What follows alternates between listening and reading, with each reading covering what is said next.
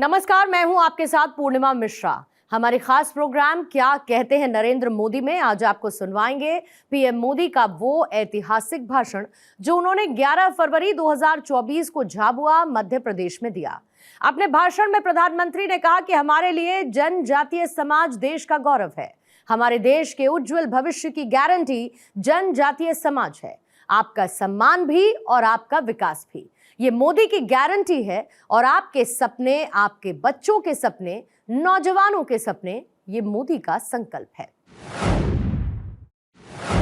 साथियों, यहां आपके बीच आने से पहले मैंने देखा कि मेरी इस यात्रा को लेकर खूब चर्चाएं भी हो रही है।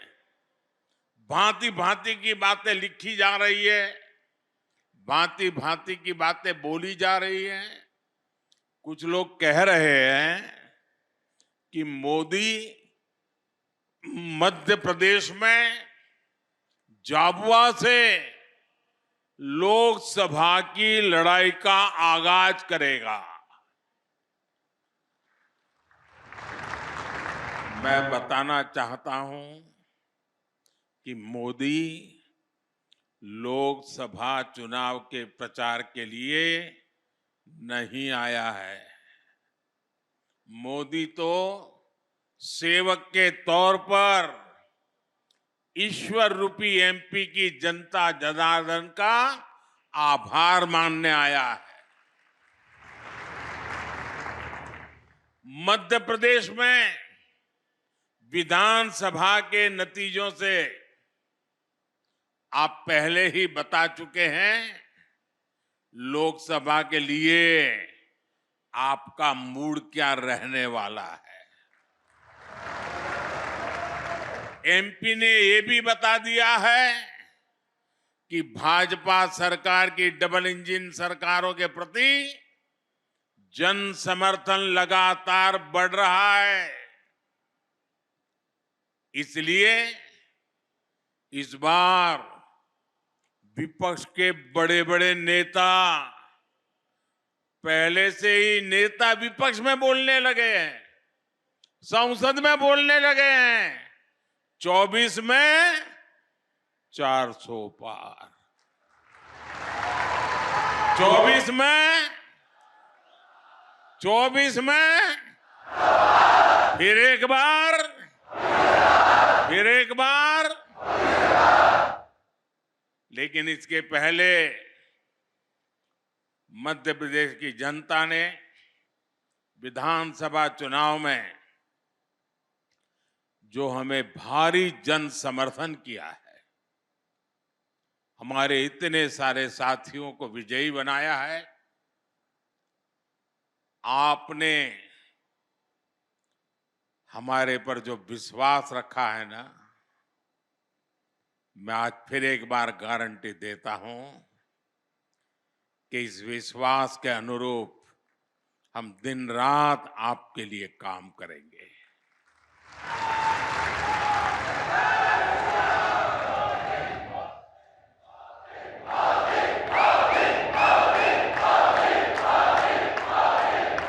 साथियों, कुछ दिन पहले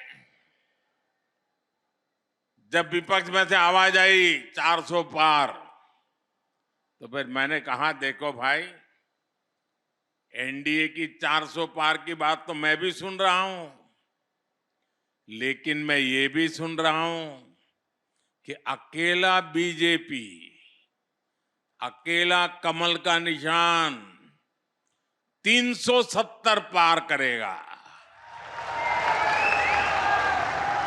370 पार करना चाहिए कि नहीं करना चाहिए? 370 से ज्यादा सीट आनी चाहिए कि नहीं आनी चाहिए? लेकिन लाओगे कैसे? मैं आपको एक जड़ी बूटी देता हूं, दे दूं? मैं पब्लिकली जड़ी बूटी दे रहा हूं। देखिए, आपको बस आज से यहां से जाकर के एक ही काम करना है, ज्यादा नहीं, एक ही काम।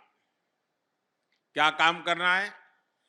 पिछले 3 चुनाव में आपके यहां पोलिंग बूथ में क्या रिजल्ट आया था वो निकालो। पोलिंग बूथ में कमल पर कितने वोट पड़े थे उसका हिसाब निकालो। निकालोगे? 3 चुनाव का निकालोगे? फिर उसमें जिस समय सबसे ज्यादा वोट मिले हैं उसको जरा लिख लो कि इस पोलिंग बूथ में पिछले चुनाव में 3 में ये सबसे ज्यादा वोट मिले थे। लिख लोगे? जरा जवाब दीजिए, लिख लोगे? फिर आप तय करना कि अब जो ज्यादा से ज्यादा वोट बूथ में मिले थे उसमें इस बार 370 नए वोट जुड़ने चाहिए। करेंगे? यानी आपके पोलिंग बूथ में जितने वोट ज्यादा पहले मिले थे उसमें इस बार मेहनत करके 370 वोट ज्यादा लाना है। लाएंगे? हिसाब किताब करेंगे? एक एक मतदाता की सूची बनाएंगे? सरकार के काम उसको बताएंगे? उसने कौन कौन सी योजना का लाभ उसके घर तक पहुंचा है ये बताएंगे उसको। और जिसको अभी पहुंचा नहीं है उसको विश्वास देंगे कि मोदी जी फिर से आकर के काम पूरा करेंगे। बताओगे? अब एक पोलिंग बूथ में अगर आप नए 370 वोट 370 वोट આપણે ગુજરાતીમાં 370 કહીએ ને, हाँ 370 वोट अतिरिक्त होने चाहिए। अगर ये मेरे हर बूथ में हो गया तो 370 पार पक्का करेंगे। साथियों, विपक्ष के लोगों को जमीनी हकीकत का ये आईना मध्य प्रदेश ने पिछले चुनाव में जनता का मिजाज क्या है वो दिखा दिया है। मध्य प्रदेश को मौका मिला इसलिए दिखा दिया, लेकिन ऐसा ही मिजाज हिंदुस्तान के कोने कोने में है।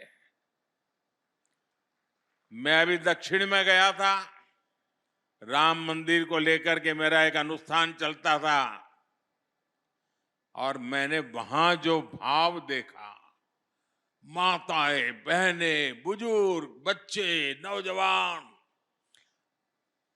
मेरा कार्यक्रम नहीं था पब्लिक का, मैं तो अपना पूजा पाठ के लिए गया था, लेकिन हजारों हजारों की तादाद में मुझे आशीर्वाद देने के लिए आ रहे थे। मैंने देश की ताकत को, देश के आशीर्वाद की ताकत को, माताओं बहनों के आशीर्वाद की ताकत को अनुभव किया है। मैं कल्पना नहीं कर सकता हूं कि आपके इस सेवक को आप इतना प्यार करते हैं, इतना आशीर्वाद देते हैं। शायद कितने जन्मों का पुण्य होगा तब जाकर के मुझे आपके आशीर्वाद प्राप्त करने का अवसर आता है। मेरे प्यारे जनजातीय समाज के भाइयों बहनों, 23 में कांग्रेस की छुट्टी हुई थी विधानसभा चुनाव में, 24 में पूरा सफाया होना तय है। साथियों, डबल इंजन की सरकार कैसे काम करती है, मध्य प्रदेश एक उत्तम उदाहरण आज पूरे देश के सामने है। बीते वर्षों में मध्य प्रदेश ने 2 अलग अलग दौर देखे हैं। एक डबल इंजन सरकार का ये दौर और दूसरा कांग्रेस के जमाने का काला काल। कम उम्र के युवाओं को शायद याद भी नहीं होगा कि आज विकास के रास्ते पर तेजी से दौड़ रहा मध्य प्रदेश भाजपा सरकार आने से पहले देश के सबसे बीमारू राज्यों में गिना जाता था। मध्य प्रदेश को बीमारू बनाने के पीछे सबसे बड़ी वजह थी गांव, गरीब और आदिवासी इलाकों को लेकर कांग्रेस का नफरत भरा रवैया। नफरत, नफरत, नफरत। इन लोगों ने न कभी आदिवासी समाज के विकास की चिंता की, न उसके सम्मान के बारे में सोचा। इनके लिए तो जनजातीय लोगों का मतलब केवल कुछ वोट होता था, सिर्फ वोट होता था। इन्हें गांव, गरीब, पिछड़ा की याद तब आती थी जब चुनाव की घोषणा होती थी।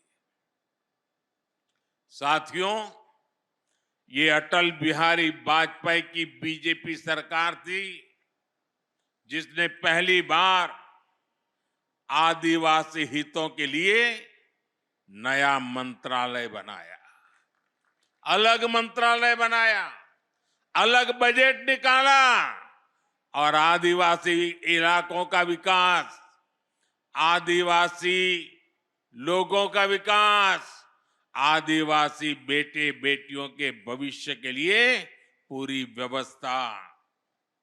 ये हमारी बीजेपी की सरकार है जिसने वन उपज पर एमएसपी में रिकॉर्ड वृद्धि की। ये बीजेपी की सरकार है जिसने एमएसपी के दायरे में वन उपज की संख्या को करीब 10 से बढ़ाकर 90 के आसपास पहुंचा दिया। ये बीजेपी की सरकार है जिसने देश के आदिवासी इलाकों में वन धन केंद्र खोले हैं ताकि आदिवासी उत्पादों को नए हाट, नए बाजार मिले। भाइयों और बहनों, हमारे लिए जनजातीय समाज वोट बैंक नहीं है। हमारे लिए तो जनजातीय समाज हमारे देश का गौरव है। हमारे देश के उज्जवल भविष्य की गारंटी ये मेरा जनजातीय समाज है। आपका सम्मान भी और आपका विकास भी ये मोदी की गारंटी है। आपके सपने, आपके बच्चों के सपने, नौजवानों के सपने, ये मोदी का संकल्प है। इसलिए भगवान बिरसा मुंडा की जयंती को जनजातीय गौरव दिवस के तौर पर मनाने का फैसला मोदी सरकार ने किया। टंटिया मामा के बलिदान को याद कर आज बलिदान दिवस मनाया जाता है। उन्हीं के नाम पर आज मैं युवाओं के लिए क्रांति सूर्य टंट्या भील विश्वविद्यालय की घोषणा कर रहा हूं।